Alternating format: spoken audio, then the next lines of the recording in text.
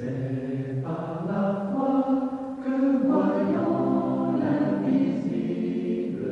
Bonjour chers amis et bienvenue à la communauté d'études quotidiennes de la Bible. Ils se sont levés à l'appel du Seigneur. Quel plaisir de vous saluer en ce mardi 1er octobre 2024 pour continuer à partager avec vous la lecture de la méditation quotidienne pour adultes tirée du livre Dieu est ainsi, portrait de la grâce et de l'amour divin écrit par Roberto Herrera. Je tiens tout d'abord à vous remercier car votre fidélité à l'écoute et au partage de nos différents contenus est quelque chose de vraiment apprécié. Que le Seigneur vous bénisse. La méditation du jour est intitulée « Le Dieu qui a donné ce qu'il y a de plus grand ». Que dirons-nous donc à ce sujet?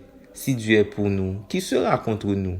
Lui qui n'a pas épargné son propre Fils, mais qui l'a livré pour nous tous, comment ne nous donnera-t-il pas aussi tout avec lui par grâce?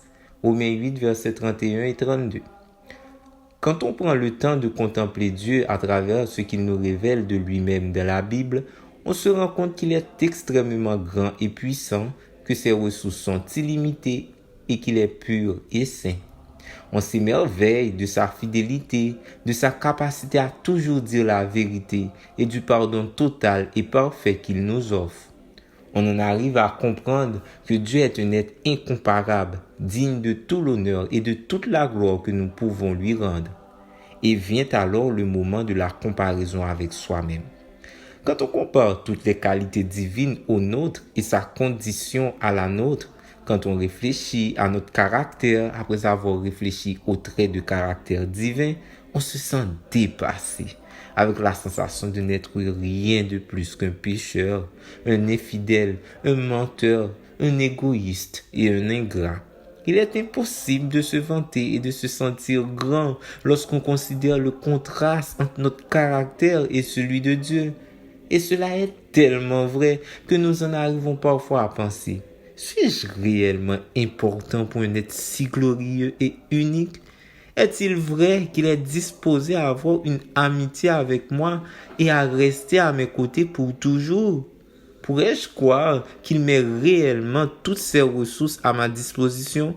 Si de telles questions vous assaillent parfois, n'oubliez pas que le calvaire a été un lieu réel où Jésus, le Fils de Dieu, a donné sa vie pour vous.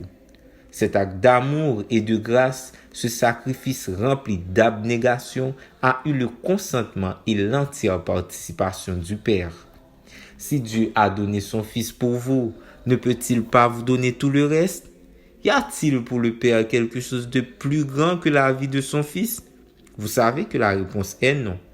Vous savez aussi que cela signifie qu'il vous a déjà donné ce qu'il y avait de plus grand. Bannissez donc pour toujours le doute, la crainte et le manque de gratitude.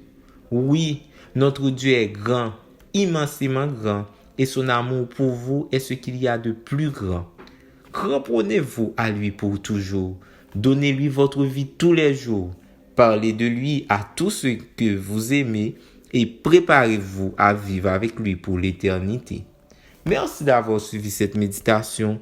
Nous vous souhaitons de passer une très bonne journée. Au revoir.